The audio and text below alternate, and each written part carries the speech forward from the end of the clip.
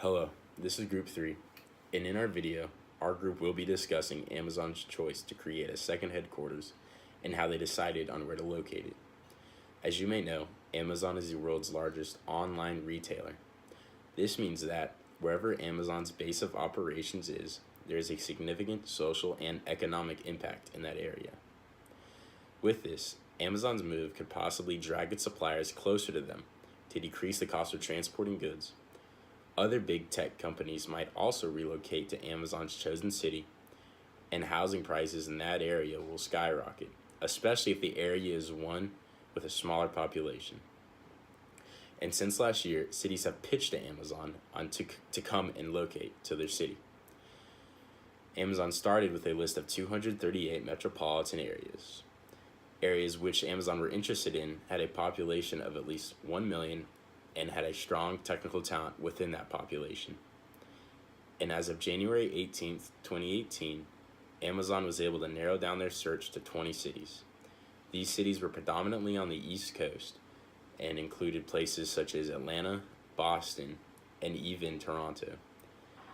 Amazon's top-level management has used the decision-making process and strategic planning to conduct their search for a new base of operations.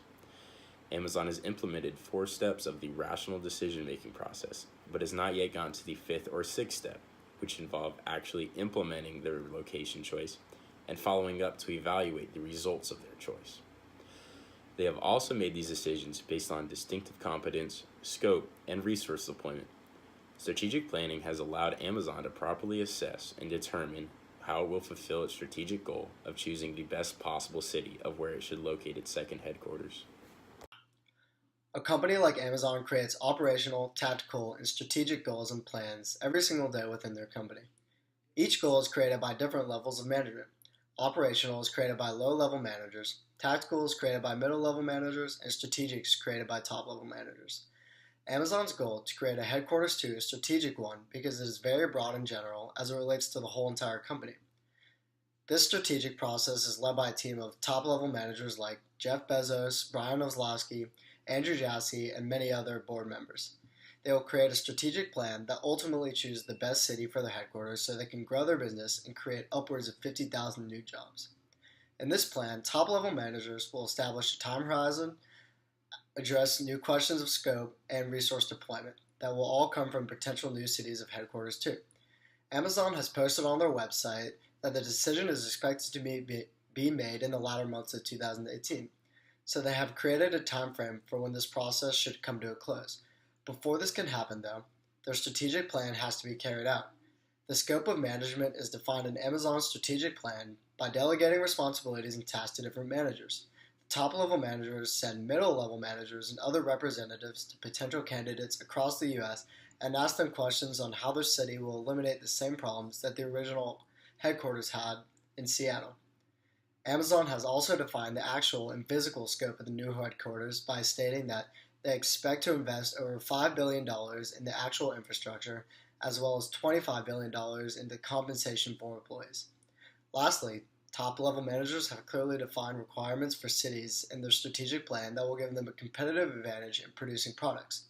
Some include being 45 minutes within an international airport, access to mass transit routes, a stable and business-friendly environment, and being in a metropolitan area with a population of over 1 million.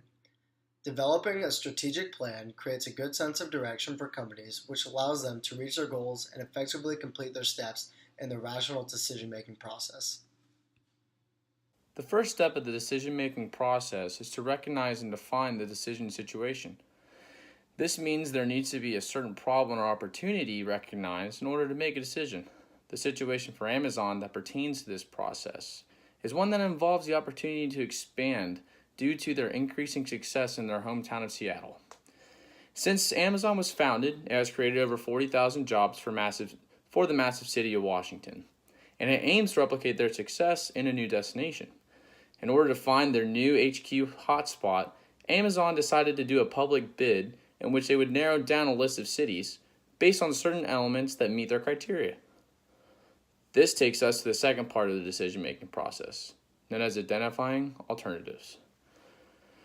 Amazon currently has cut down their list to the top 20 cities based on characteristics that include a metropolitan area with a population of at least 1 million people and the ability to attract and keep a strong technical talent.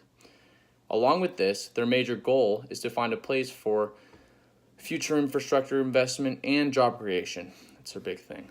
Some cities that shockingly did not make the cut are or were Detroit, Phoenix, San Diego, and all of the bids for Mexico. Fortunately for the people in Georgia that will be coming out of college, Atlanta is among the cities that were selected in the top 20. The top 20 list includes Austin, Texas, Boston, Massachusetts, Chicago, Illinois, Columbus, Ohio, Dallas, Texas, Denver, Colorado, Indianapolis, Illinois, Los Angeles, California, Miami, Florida, Montgomery County, Maryland, Nashville, Tennessee, Newark, New Jersey, New York, Northern Virginia, Philadelphia, Pennsylvania, Pittsburgh, Pennsylvania, Raleigh, North Carolina, Toronto, Ontario, and Washington, D.C. Evaluating the alternatives is the third step to the decision-making process. Hi, I'm Ashlyn Estenez, and I'm going to be furthering in the steps of the rational decision-making process. I'm going to explain how Amazon is evaluating all alternatives and selecting the best alternative for their second headquarters location.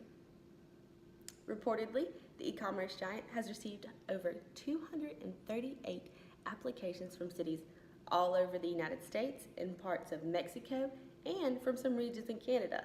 So clearly they have a lot to assess and a very big, important decision to make. Furthering, to help assess each alternative location, Amazon asked applying candidates to include a large variety of information about their area. This information needed to include potential building sites, crime and traffic stats, list of nearby recreational and development locations, and even future tax incentives available to help offset the cost for building and operating Amazon's second headquarters. With all of this information, the process of evaluating each alternative is based upon 1, whether the location itself is feasible, 2, if the metropolitan area and population are satisfactory, and in Amazon's case, they were looking for a large area with over 1 million population. And 3, what consequences would result if that location were to be chose. So, to help select the best alternative for Amazon's second location, a team of delegated personnel have been considering all situational factors. These factors being 1, whether the location was feasible, 2, if the metropolitan area and population are satisfactory, and 3, what consequences would result if that location were to be chose. So this team of delegated personnel includes economicists, human resource managers, and executives who oversee real estate. And furthering, while one single alternative or location has yet to be chosen, Amazon has released a list of top 20 finalists for their second headquarters. These cities stretch all the way from New York down to Atlanta, so this narrowed list is considerably a part of selecting the best alternative in the rational decision-making process.